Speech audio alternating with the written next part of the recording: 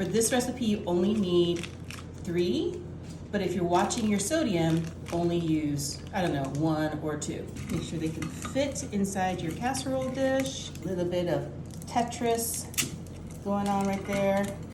We'll be starting with 1 can of cream of chicken soup, all clean. 3/4, that's this mark, of whole milk. This in there. This is a 10-ounce can of cubed chicken.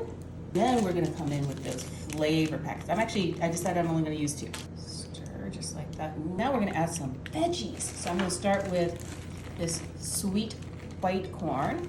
And this is a 16-ounce bag, so we're only gonna use half. And then I've got peas and carrots. We're gonna do the same thing, just half a bag. Move these noodles back. And this is gonna get poured all over the top. Spread this out. You know what I'm doing. I'm gonna top it with some cheese. Go into a 350-degree oven for about 25 minutes. You know how I'm gonna do this.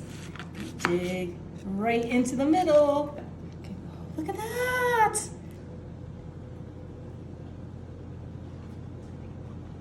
Oh my God, that's really good.